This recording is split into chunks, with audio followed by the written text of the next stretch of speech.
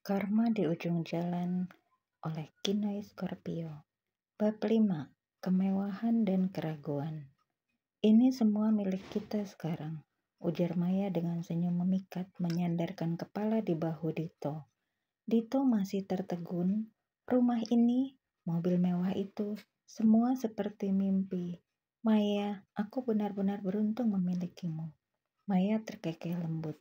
Kita memang ditakdirkan bersama, Dit.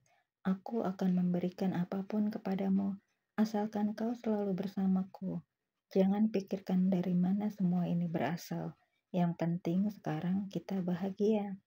Kehidupan Dito bersama Maya pun berjalan seperti dongeng. Mereka menghabiskan waktu dengan makan malam mewah, berbelanja barang-barang bermerek, dan bepergian ke tempat-tempat eksotis. Maya selalu memastikan semuanya sempurna. Setiap keinginannya terpenuhi dengan mudah, dan Dito merasa dunia ini akhirnya berpihak kepadanya. Namun, di balik segala kemewahan itu, ada sesuatu yang aneh. Maya jarang membicarakan masa lalunya atau sumber kekayaannya. Bahkan Maya sering sekali tidak kembali ke rumah dengan alasan menginap di kerabatnya atau urusan bisnis. Ketika Dito bertanya, Maya selalu mengalihkan pembicaraan dengan canda atau kemesraan yang membuat Dito lupa dengan pertanyaannya.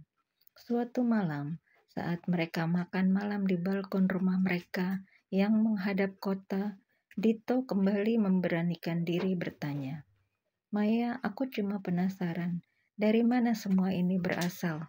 Kamu gak pernah cerita apapun tentang dirimu padaku. Bahkan aku hanya tahu kau sudah tidak memiliki orang tua. Apa kau tidak akan mengenalkan aku pada saudara-saudaramu? Dan apa pekerjaanmu? Maya tersenyum, tapi ada ketegangan di balik tatapannya. Kenapa kamu tiba-tiba tanya begitu, Dit? Kamu nggak percaya sama aku? Bukan begitu, jawab Dito buru-buru. Aku cuma ingin tahu lebih banyak tentangmu. Kita ini pasangan, kan? Maya mengulurkan tangan menggenggam tangan Dito erat. Yang perlu kamu tahu adalah aku mencintaimu, dan aku ingin kamu bahagia. Soal masa laluku, keluargaku, atau pekerjaanku, mungkin itu bukan sesuatu yang perlu kita bahas saat ini. Dito merasa ada sesuatu yang disembunyikan Maya, tapi ia memilih untuk tidak mendesaknya lebih jauh. Ia terlalu takut merusak kebahagiaan yang baru saja ia rasakan. Namun, keanehan mulai muncul sedikit demi sedikit. Ponsel Maya sering berbunyi, terutama di malam hari. Setiap kali itu terjadi, Maya akan segera menjauh untuk mengangkat teleponnya, meninggalkan Dito yang hanya bisa menatap dengan penuh pertanyaan. Suatu malam, saat mereka sedang menonton film di ruang tamu, ponsel Maya kembali berdering. Maya yang awalnya terlihat santai, langsung berubah cemas. Sebentar aku angkat dulu, ucapnya cepat sambil membawa ponselnya ke balkon. Dito hanya mengangguk, tetapi matanya tidak lepas dari Maya. Ia melihat Maya berbicara dengan nada pelan, wajahnya serius. Sesekali Maya melirik ke arahnya, memastikan ia tidak mendengar apapun. Setelah beberapa menit, Maya kembali dengan senyum yang dipaksakan. Maaf ya, Dit, cuma urusan kerja. Namun, telepon-telepon serupa terus terjadi. Maya semakin sering menjauh setiap kali ponselnya berdering, dan Dito mulai merasa bahwa ada sesuatu yang disembunyikan Maya darinya. Malam itu, Dito memutuskan untuk bertanya langsung. Maya, panggilnya ketika mereka selesai makan malam. Iya, Dit, ada apa? Maya tersenyum lembut, tetapi matanya terlihat sedikit waspada. Aku mau tahu, siapa yang sering menelponmu akhir-akhir ini? Kenapa kamu selalu menjauh saat mengangkat telepon? Wajah Maya berubah sekilas, tetapi ia segera tersenyum lagi. Ah, cuma klien, Dit. Kamu gak perlu khawatir. Mereka suka telepon di malam hari karena waktunya lebih fleksibel. Klien? Tapi kenapa kamu harus selalu menjauh? Kalau cuma urusan kerja, kenapa gak bisa aku dengar? Maya tertawa kecil mencoba mencairkan suasana. Kamu cemburu ya? Ayolah Dit, ini urusan profesional. Gak ada yang perlu kamu khawatirin. Jawaban Maya tidak memuaskan Dito. Perasaan curiga terus mengganggunya, tetapi ia memilih untuk diam sementara.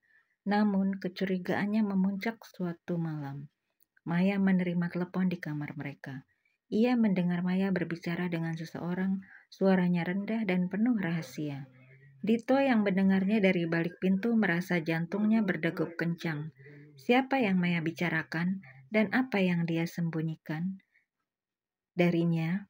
Ketika Maya keluar dari kamar dengan wajah biasa, Dito mencoba menahan diri untuk tidak langsung bertanya. Namun keinginannya untuk tahu semakin kuat. Esok paginya saat mereka sedang sarapan, Dito memutuskan untuk membuka pembicaraan lagi. Maya, aku serius. Aku nggak bisa terus-terusan begini, katanya pelan tapi tegas. Begini gimana maksudmu? Maya memandangnya dengan mata berbinar, tetapi ada sedikit kekakuan dalam senyumnya.